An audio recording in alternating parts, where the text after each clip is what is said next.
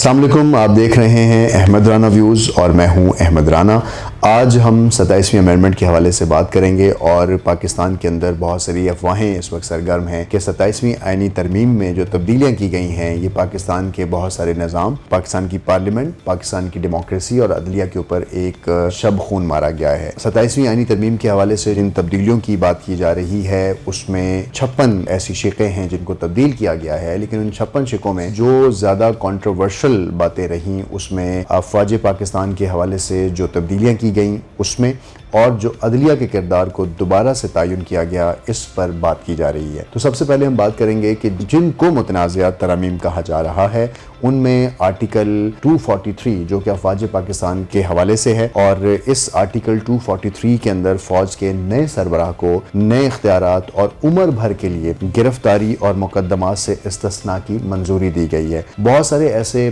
कवायद और बहुत सारे ऐसे हल्का बाब में सिविल सोसाइटी में कुछ उलमा कराम के हवाले से ऐसे बयानात भी सामने आए कि ताहयात किसी को इस्तिस्ना देना जो है वो इस्लाम में जायज़ नहीं है और पार्लियामेंट की इस तौसीक के ऊपर कुछ लोगों को एतराज़ है। लेकिन दुनिया भर के अंदर अगर प्रैक्टिस को देखा जाए तो किसी भी टाइटल को, किसी भी एजाज़ को ताहयात रखना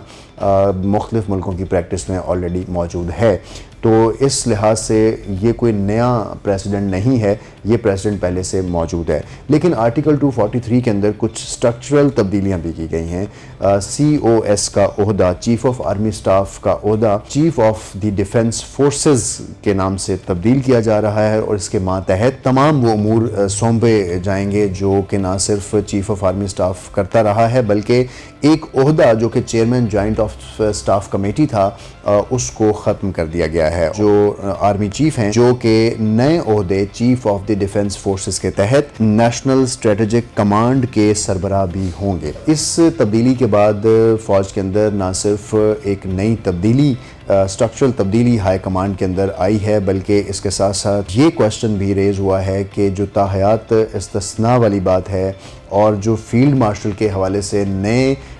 TORs तय करने की बात है, ये पहले से हमारे जो आईने पाकिस्तान है इसकी पहले से तशरीह नहीं करता था। तो आईने पाकिस्तान ने फील्ड मार्शल के हवाले से नए TORs इस तरह से सेट किए हैं जो फील्ड मार्शल का ओहदा है ये ताहयात के लिए है और जो वर्दी है वो भी ताहयात रहेगी। इसके साथ साथ रिटायरमेंट के बाद भी ये सदर और वज़ीर-ए-आज़म की मुशावरत से किसी भी अहम जिम्मेदारी को जारी रख सकते हैं।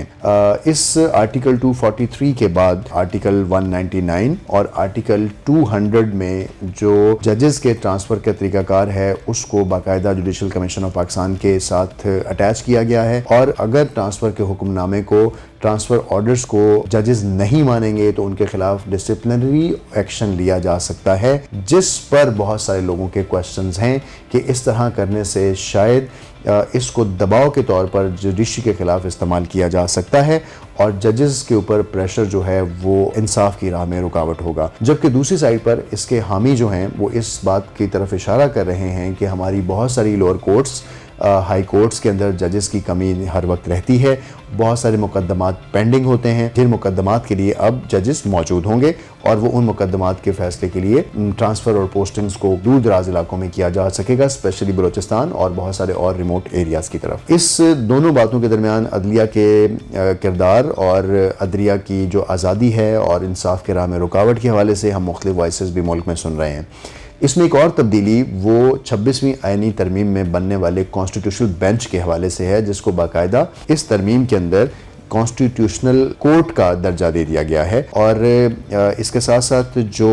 जजेस का सो मोटो का इख्तियार था उसको भी ख़त्म कर दिया गया है। जबकि इसमें एक चीज़ मैं और भी आपको वाज़े करूं कि 2006 के अंदर डेमोक्रेटिक चार्टर, जो डेमोक्रेसी चार्टर के नाम से पॉलिटिकल पार्टीज़ का कंसेंसस था, बेनज़ीर भुट्टो साहबा, नवाज शरीफ और इमरान खान साहब भी इस पर कंसेंशुअल थे कि जो जजेस हैं उनके ट्रांसफ़र्स को, तरीक़ाकार को पार्लिमान या जजेस की तैनाती के हवाले से जो क्वेश्चंस हैं उनको पॉलिटिकल लेंस से देखना, मौजूदा मुल्की हालात के तनाजुर में देखना और जो सियासी पारा इस वक्त मुल्क के अंदर हाई है उसमें देखने से शायद इसकी जो तरमीम है इस पर क्वेश्चन मार्क भी रखा जा रहा है। ایک ساری جو تبدیلی کی اگر ہم بات کریں جو 27ویں آئینی ترمیم ہے، یہ اس لیے بھی اس میں فوج کے کردار اور عدلیہ کے کردار پہ بات کی گئی ہے کہ عدلیہ ایک اہم ستون ہے اور اہم پلر آف سٹیٹ ہوتے وقت جو ٹرائیکاٹمی آف پاور ہے، پارلیمان، سیکریٹریٹ اور اس کے ساتھ ساتھ پارلیمان، جوڈیشری اور سیکریٹریٹ کے درمیان، اس کے اندر تناؤ یا اس کے اندر کسی ایک پلر کی اتھارٹی کو انڈرمائن کرنا شاید بہت سارے حلقوں میں پسند نہیں کیا جا رہا۔ افواجی پاکستان کے حوالے سے پالیسی سازی کے اندر ان کا کردار، پاکستان کی ایٹمی قوت کا ہونا، پاکستان کے ساتھ ایسے نیبرز کا ہونا جو ہر وقت اس کو لڑائی میں دھکیل کے رکھتے ہیں، ان کا کردار ہمیشہ تمام پالیسیز کے زمرے میں آتا ہے۔ اس لیے اس بات کو دونوں طرف سے سمجھنا کہ پارلیمان کی طاقت کی کمی یا پارلیمان کی طاقت کے اندر سیکیورٹی اداروں کی بڑھتی انوالومنٹ شاید آنے والے دنوں میں کسی نئی بات کی طرف اشارہ ہو سکتا ہے۔ اپنا بہت سا رکھیں خیال۔ میری کوشش تھی 27ویں امینڈمنٹ پہ سے کنٹروورشیلٹی کو آپ کے سامنے پیش کیا جائے تاکہ آپ خود اس سے اندازہ لگا سکیں کہ کیا بہتر ہوا ہے اور کیا صحیح ہوا ہے۔ اپنا رکھیں بہت سا خیال اور دیکھتے رہیں AR ویوز۔